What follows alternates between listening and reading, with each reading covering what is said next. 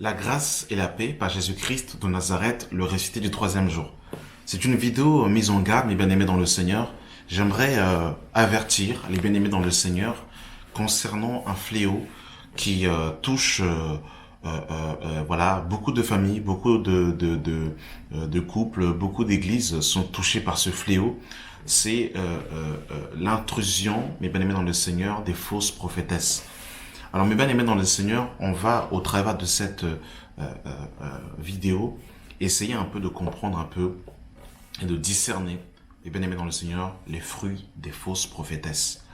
Oui, mes bien-aimés dans le Seigneur, nous avons parlé des faux prophètes, nous parlons des faux apôtres, nous parlons des faux ouvriers, mais il y a aussi, mes bien-aimés dans le Seigneur, des fausses prophétesses qui se déguisent, mes bien-aimés dans le Seigneur, avec une belle apparence de la piété, mais qui n'ont pas le fruit, le caractère de Christ, et qui viennent pour donner des directions, qui viennent pour imposer leur manière de penser, et qui viennent mettre les gens sous leur joug. On va prendre dans un premier temps un premier passage dans le livre de... Voilà, que Dieu soit béni, mes bien-aimés dans le Seigneur, dans le livre de 2 Timothée, chapitre 3, 2 Timothée chapitre 3, mes bien-aimés dans le Seigneur, le verset 1.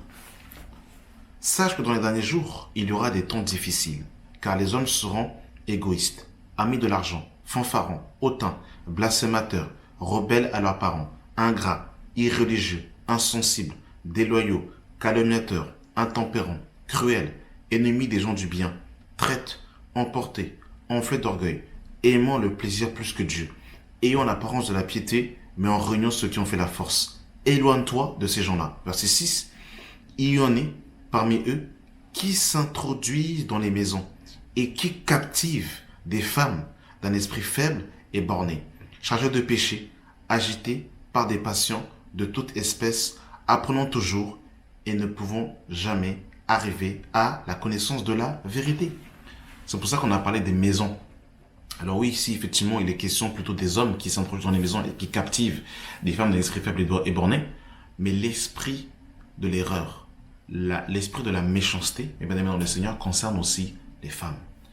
Alors vous devez, on discerne un serviteur de Dieu, une fille du Seigneur, mes bien-aimés dans le Seigneur, par les fruits.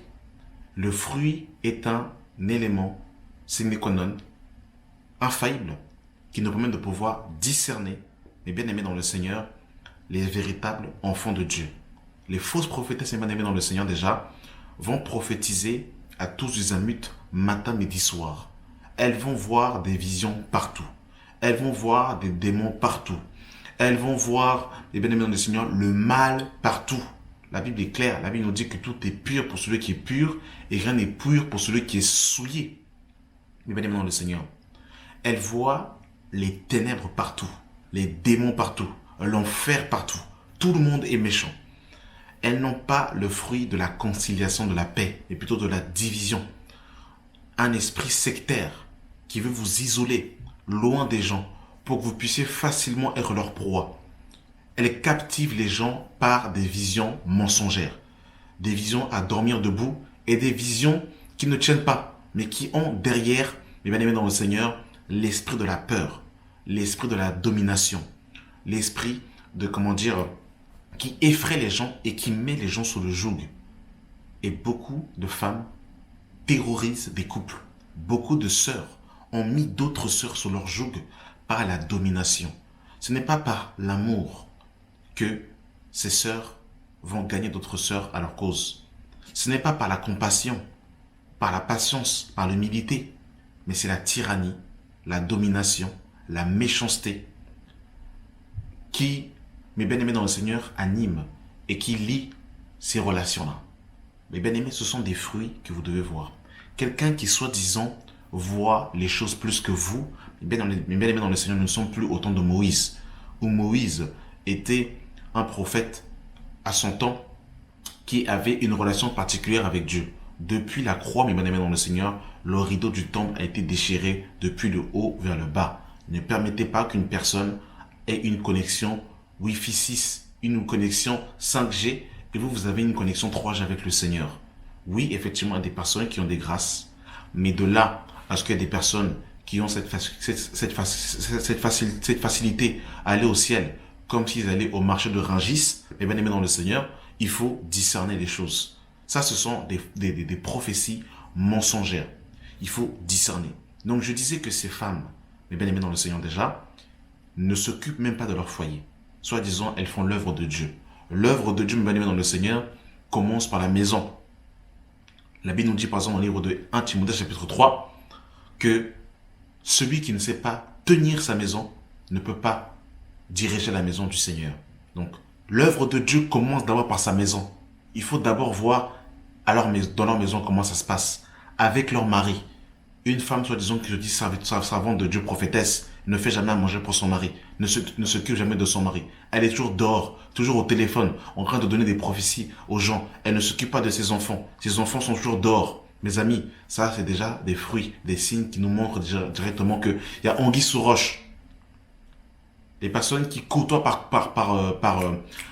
qui côtoient parce qu'il y a un profit derrière, il y a un intérêt derrière. Ils aiment recevoir les choses en retour. Ils aiment l'argent. Ils aiment qu'on leur fasse des cadeaux. Ça, ce sont des signes qui montrent que, il n'y a pas l'onction du Seigneur. Ça, c'est la domination. Elles voient des rêves. Elles font des songes en train de trembler, en train de transpirer. Mes amis, il faut se calmer, il faut se calmer. On va être biblique aujourd'hui, bien aimé dans le Seigneur. Montrez-moi dans la Bible, de Genèse à l'Apocalypse, dans toutes les versions de la Bible. C'est vraiment une question vraiment sincère. Et si vraiment vous avez la réponse, n'hésitez pas à me mettre dans l'espace commentaire. Montrez-moi dans toute la Bible, de Genèse à l'Apocalypse, où vous avez vu un prophète du Seigneur ou une femme en train de prophétiser et en train de baver, en train de se tordre le cou, en train de faire en fait la coupole, le Thomas, en train de faire en fait des pirouettes, en train de tourner sur sa tête parce que quelqu'un est en train de prophétiser. Dieu n'est pas le Dieu du ridicule quand même. Il faut qu'on arrête. Dieu est le Dieu d'ordre. La Bible nous dit que l'esprit des prophètes est soumis aux prophètes. Il faut qu'on arrête. Ces prophétesses, soi-disant quand elles prophétisent, elles sont limite en train de se déshabiller, comme si c'était de la pornographie en train de se déshabiller, parce que soi-disant elles sont en train de prophétiser. Les yeux deviennent rouges, les dents sont sorties comme un loup. Mais bien aimé dans le Seigneur, ça c'est pas de la prophétie. Il faut qu'on arrête le cinéma. C'est fini ce temps-là où on veut impressionner les gens. Ça, mes bien aimés dans le Seigneur, c'est du cirque. Il faut qu'on arrête. Mes bien aimés dans le Seigneur, vous avez vu Ésaïe en train d'écrire une prophétie, en train de casser sa plume parce qu'il a prophétisé. Vous avez vu David, quand il donnait des prophéties sur le Messie, en train de se mettre nu parce qu'il a prophétisé sur le Messie. Il faut qu'on arrête. Il y a des gens qui ont donné des véritables prophéties dans les Écritures, qui n'ont pas fait des galipettes bizarres. Il faut qu'on arrête. Les gens qui n'arrivent plus à respirer, comme si on était en train de leur faire un massage cardiaque. Mais ça, c'est quelle prophétie? Vous avez vu ça dans quelle Bible? Il faut se calmer. Tu bois un peu d'eau, et puis reprends tes esprits. Je vais te donner avec une clémentine pour que tu reprennes tes forces. Prophétise simplement. Parce que la Bible dit que quand on prophétise, que 2 ou 3 jugent. Donc quand quelqu'un prophétise, on discerne. Mais si tu es en train de faire des galipettes là, comment on va discerner? Calme-toi, prophétise tranquillement. On va voir si c'est de Dieu, c'est pas de Dieu. Mes amis, je vous dis, beaucoup de couples se sont retrouvés cassés à cause de ces femmes qui prophétisent le malheur. Elles sont jamais avec leur mari. Tout le temps en train de voir le mal. Oh, lui, c'est un sorcier. Oh, lui, en fait, c'est une sirène des eaux. Oh, lui, en fait, j'ai vu, en fait, que... En fait, vous voyez jamais les anges. Alors oui, il y a aussi d'autres sœurs aussi qui ne voient que les anges, matin, midi, soir. Oh, Gabriel est venu. Oh, Michael est venu. Oh, j'ai dormi, je suis parti là. Je suis parti ici, je suis parti là. Il faut qu'on arrête 2 secondes, ce truc-là. Le ciel, c'est pas Disneyland. Hein. Il y en a qui vont au ciel comme s'ils allaient au parc Astérix. C'est comme s'ils avaient leur passe, ils avaient leur ticket pour aller en fait au ciel comme ils veulent. Donc ils dorment, ils vont au ciel. Ils dorment, ils vont en enfer. Ils dorment. Ça, il faut qu'on arrête. Vous pouvez pas être simple, tranquillement. Dieu n'est pas le Dieu de la vanité. Les personnes, l'apôtre Jean, dans les Écritures. Jean était l'apôtre que Jésus aima. De ce que nous voyons des Écritures, il a eu une vision. C'est la vision de l'Apocalypse. Quand nous voyons, l'apôtre Paul, d'après ce que je vois, Je peux peut-être me tromper, mais il y a une fois où il a été ravi, dans 2 Corinthiens chapitre 12, où il dit, je ne sais si c'était dans son corps ou hors de son corps. Mais on ne voit pas Paul à chaque fois ravi.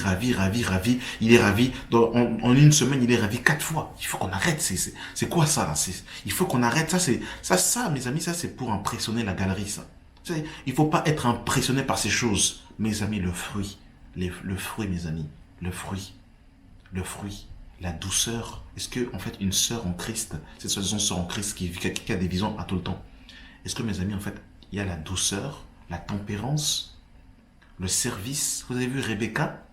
Rebecca, comment est-ce qu'elle a été choisie? Rebecca qui est partie servir de l'eau aux chameaux du serviteur d'Abraham. Il y avait 10 chameaux.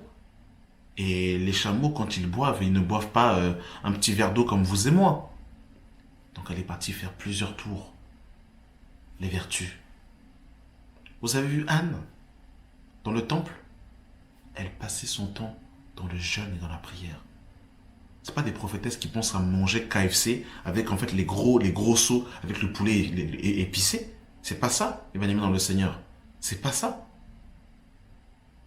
Vous avez vu Lady qui dira dans acte 16, si vous me trouvez digne, entrez dans ma maison.